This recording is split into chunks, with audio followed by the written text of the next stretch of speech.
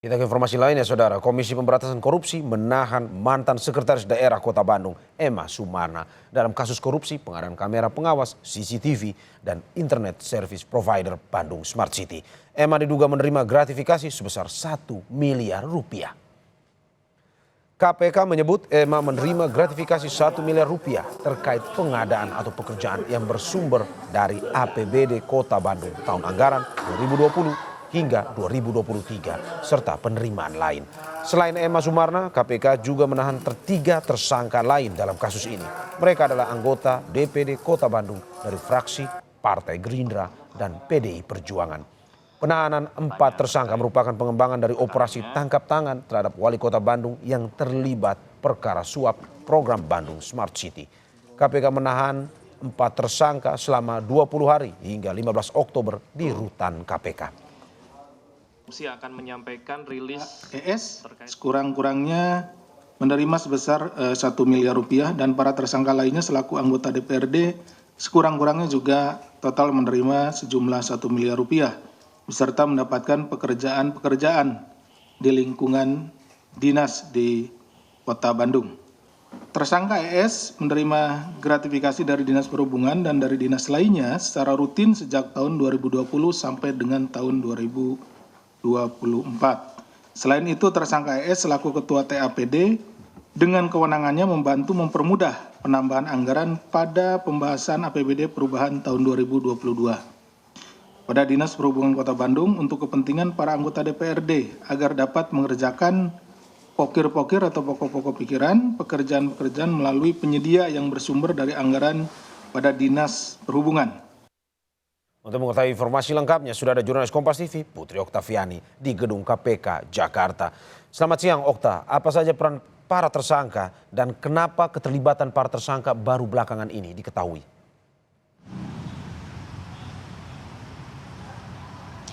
Ya, selamat siang Mario dan juga saudara, benar sekali bahwa memang KPK sudah menetapkan kemarin ada beberapa tersangka dalam kasus dugaan korupsi proyek Bandung Smart City begitu. Jadi memang ada ex-Sekda Kota Bandung yang juga merupakan ketua tim anggaran pemerintah daerah atau TAPD, yakni Emma Sumarna, dan juga 3 lainnya ini yang merupakan anggota DPRD Kota Bandung periode 2019-2024. Ada Riantono, Ahmad Nugraha dan juga Ferry Cahyadi.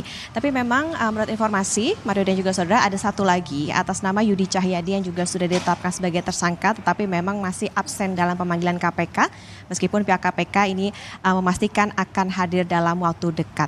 Nah, penetapan tersangka ini merupakan pengembangan dari kasus yang sebelumnya menjerat ex wali kota Bandung, yakni merupakan Yana Mulyana. Lantas apa perannya? Untuk Emma Sumarna ini sebagai ketua TAPD berperan mempermudah penambahan anggaran pada pembahasan APBD perubahan 2022 pada Dishub untuk kepentingan anggota DPRD. Emma ini diduga menerima hadiah yang sumbernya adalah APBD Kota Bandung tahun 2020 sampai 2024 yang juga diduganya ini menerima 1 miliar rupiah. Direktur Penyidikan KPK kemarin juga sempat menyebut bahwa Emma ini diduga rutin menerima gratifikasi sejak tahun 2020. Sementara anggota DPRD yang lain ini juga diduga menerima dana gratifikasi dengan nominal yang sama, yakni 1 miliar rupiah, serta mendapatkan pekerjaan-pekerjaan di lingkungan Dinas Kota Bandung yang bermitra dengan Komisi C DPRD.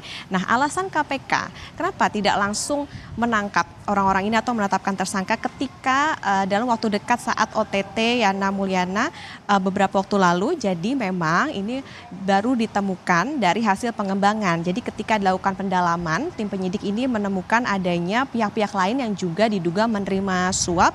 Jadi dari situlah baru dilakukan pendalaman. Nah, saat ini Emma dan juga tersangka lainnya ini ditahan selama 20 hari sejak kemarin tanggal 26 September sampai nanti tanggal 15 Oktober 2024. Yang kita tahu memang dalam kasus dugaan korupsi Bandung Smart City ini sudah menjerat ada 6 orang dan tentu Bandung Smart City ini juga kita ketahui bahwa ini diharapkan bisa memberikan kemajuan bagi teknologi Kota Bandung tapi sayangnya menjadi lahan korupsi. Mario? Ya, Okta, apakah ada potensi penambahan jumlah tersangka dari informasi yang Anda dapatkan? Ya, Mario, pada prinsipnya seperti penetapan tersangka yang baru ini pun juga merupakan hasil pengembangan dari OTT yang sudah ada atau sudah dilakukan sebelumnya terhadap Yana Mulyana. Jadi memang dari pihak KPK ini tidak menutup kemungkinan apabila nantinya ditemukan dari hasil pendalaman kemudian juga adanya bukti baru maupun juga dugaan keterkaitan dengan pihak-pihak lain, tentu tidak menutup kemungkinan akan adanya tersangka baru. Jadi dalam kasus ini setelah ditetapkan beberapa tersangka kemarin dan juga sudah ditahan, maka kita akan menantikan bagaimana hasil pengembangan dari KPK terkait dengan kasus dugaan korupsi proyek Bandung Smart City ini. Mario? Terima kasih Putri Oktaviana atas laporan dari Gedung KPK Jakarta. Semangat bertugas kembali. Saudara, kita ke informasi selanjutnya. Komisi 8 DPR yang membidangi agama hari ini menggelar lagi rapat dengan Menteri Agama. Setelah 4 hari lalu, rapat ditunda karena Menteri Agama tak hadir. Rapat kerja di Komisi 8 DPR hari ini adalah pelaksanaan rapat yang ditunda pada Senin lalu. Pada Senin lalu, Menteri Agama Yakut Khalil Quomas tak hadir. Rapat kerja membahas evaluasi pelaksanaan Haji 2024. Pada Senin itu pula, di tempat terpisah, hasil kerja Pansus dibahas dalam rapat Pansus Haji. Sementara rapat hari ini digelar bersama Menteri Kesehatan, Menteri Perhubungan, dan Direktur Utama Garuda. Maskapai Garuda adalah penyelenggara penerbangan haji. Laporan Pansus Haji, kata Ketua DPR Puan Maharani, dibacakan pada sidang paripurna terakhir pekan depan. Sementara dalam diskusi tentang haji, anggota Pansus Haji Marwan Jafar memberikan bocoran tentang laporan akhir Pansus. Marwan menyatakan adanya intervensi terhadap laporan Pansus. Kata pelanggaran dihaluskan menjadi ketidakpatuhan. Untuk mengetahui informasi selengkapnya, saudara, ada rekan kami Tifal Solesa yang melaporkan dari Komisi 8 DPR. Tifal, selamat siang. Rapat kerja kali ini, apakah Menteri Agama hadir atau tidak? Untuk kali kedua, Mario, Menteri Agama Yakut Khalil Quomas absen dalam rapat kerja bersama Komisi 8 DPR RI yang seharusnya berlangsung pada pukul 10 waktu Indonesia bagian Barat tadi. Yang pada akhirnya dengan ketiadaan atau tidak hadirnya Menteri Agama dalam rapat kerja hari ini, Komisi 8 DPR RI memutuskan untuk tidak melakukan rapat kerja sesuai yang dijadwalkan. Jadwalnya tidak hanya bersama dengan Menteri Agama, tapi juga dengan unit-unit lain atau kementerian lain, seperti Kementerian Perhubungan yang tadi diwakili juga oleh Direktur Jenderal Perhubungan Udara, kemudian dari Kementerian Kesehatan diwakili oleh Kepala Pusat Kesehatan atau Kapuskes Kementerian Kesehatan, dan juga dari pihak maskapai atau Direksi Garuda Indonesia yang diwakili oleh Direktur Keuangan PT Garuda Indonesia. Alasannya, ini yang juga menarik untuk dicermati, dari pengakuan pihak Kementerian Agama yang diwakili oleh Wakil Menteri Agama Saiful Rahmat Dasuki kepada anggota DPR RI, yang menyampaikan bahwa alasan dari Menak ini tidak bisa hadir dalam rapat kerja untuk kali kedua ini dengan alasan tidak mendapatkan tiket untuk kembali ke Indonesia. Kami menerima banyak versi dari mana sebetulnya posisi dari Menteri Agama ini saat ini.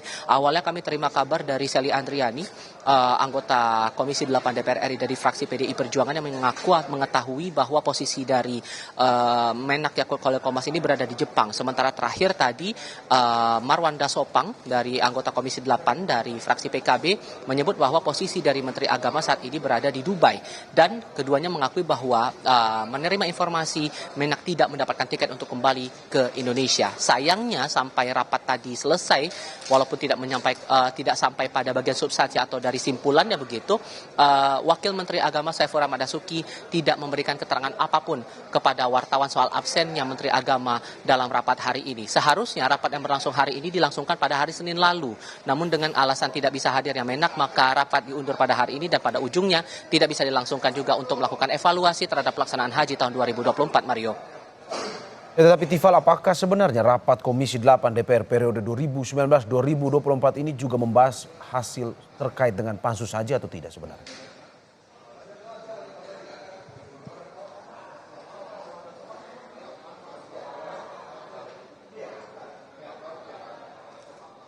Ya Tifal, saya ulangi pertanyaannya. Mario, saya tidak bisa mendengar suara Anda dengan jelas. Oke, saya ulangi pertanyaannya. Apakah sebenarnya rapat Komisi 8 DPR periode 2019-2024 juga membahas hasil terkait Pansus Haji? sebetulnya sedikit banyaknya akan bersinggungan dengan apa yang ditemukan dalam proses penyelidikan di Panitia Khusus atau Pansus Hak Angket Penyelenggaraan Haji 2024, Mario.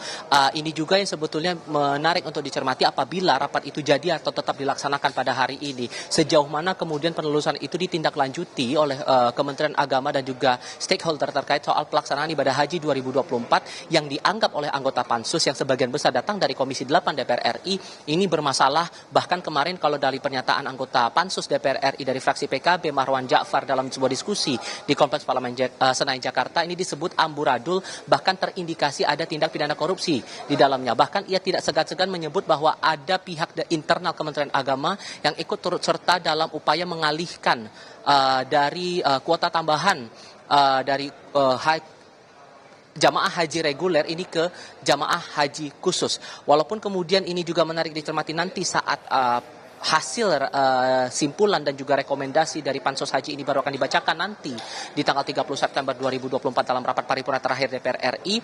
Namun yang diharapkan juga dari Pansus Haji adalah tindak lanjut dari hasil penelusuran ini.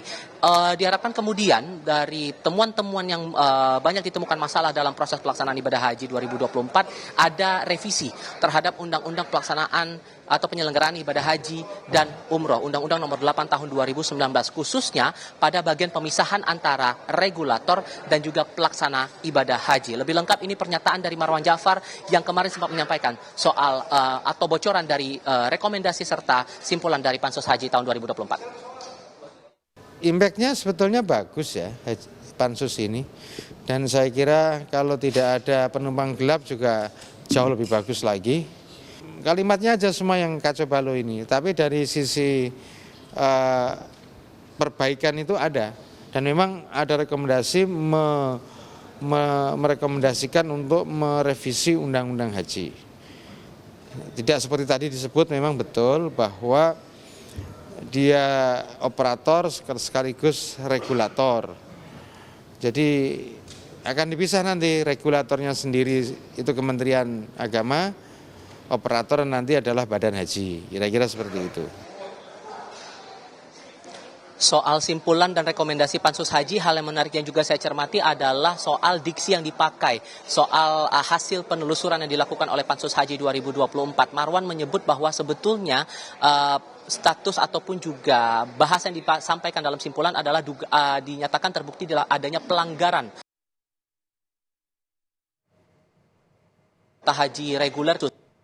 Diksinya menjadi ketidakpatuhan atau ketidaktaatan dalam regulasi atas pengalihan haji ini. Yang menarik juga nanti baru akan kita lihat nanti saat rapat paripurna berlangsung 30 September untuk penyampaian hasil dari Pansus Haji ini. Mario.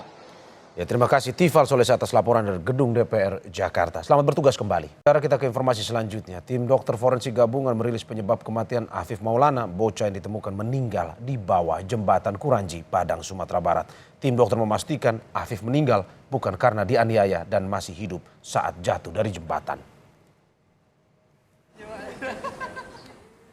Tim dokter forensik gabungan dari Perhimpunan Forensik dan Mida Kolegal Indonesia atau PDFMI merilis hasil ekshumasi Afif Maulana, bocah yang ditemukan meninggal di bawah jembatan Kuranji, Padang, Sumatera Barat. Tim dokter forensik menyebut penyebab kematian bocah Afif Maulana bukan karena dianiaya. Ketua Tim Forensik Gabungan PDFMI, Ade Firmansyah mengatakan, dari otopsi ulang jenazah Afif yang ditemukan meninggal di bawah jembatan Kuranji, didapati sejumlah kesesuaian pola luka yang menunjukkan akibat jatuh dari ketinggian. Kesimpulan ini diperoleh setelah tim menganalisis 19 sampel jaringan jenazah Afif serta menganalisis dampak jatuh dari ketinggian hampir 15 meter terhadap tubuh korban. Yang kami simpulkan memang kesesuaian kejadian pada terjadinya kematian almarhum Afif Maulana ini adalah kesesuaiannya dengan mekanisme jatuh dari ketinggian. Karena itu telah akan memberikan energi yang tinggi dan memberikan impact yang besar bagi tubuh. Ayah Afif Maulana mengaku kecewa dengan hasil ekshumasi dokter forensik. Afrinaldi, orang tua Afif, mempertanyakan luka di bagian depan tubuh korban dan retak pada bagian muka dekat mulut. Keluarga juga merasa janggal karena otopsi menyebut tidak ditemukan bekas air di saluran pernafasan Afif. Padahal Afif jatuh ke sungai dari ketinggian hampir 15 meter. Pribadi sangat kecewa dan tidak sesuai yang saya harapkan karena Dokter Ade tidak menjelaskan secara utuh apa yang terjadi pada tubuh anak saya. Sementara banyak bekas-bekas kekerasan lainnya di tubuhnya yang apalagi bagian depan itu tidak dijelaskan sama sekali. Karena itu saya semakin yakin ada yang janggal terhadap apa yang terjadi pada anak saya. Senada dengan keluarga almarhum Afif, LBH Padang juga merasa tidak puas dengan hasil yang telah diumumkan Persatuan Dokter Forensik dan Mediko Legal Indonesia. Selain tidak memberi penjelasan secara terkait luka pada tubuh bagian depan Afif Maulana, LBH juga menemukan beberapa kejanggalan, seperti tidak ditemukannya bekas air di dalam rongga dan saluran pernafasan korban.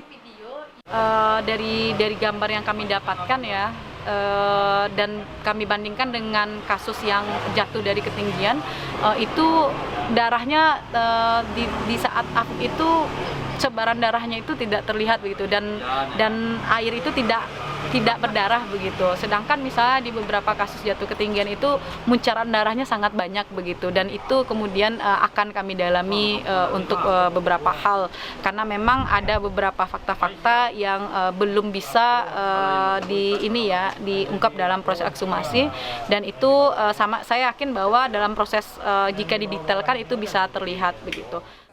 Afif Maulana, bocah berusia 13 tahun, ditemukan meninggal dunia di bawah jembatan Kuranji, Padang, Sumatera Barat, Minggu 9 Juni 2024. Adanya sejumlah luka di tubuh Afif menimbulkan dugaan Afif tewas bukan karena terjatuh.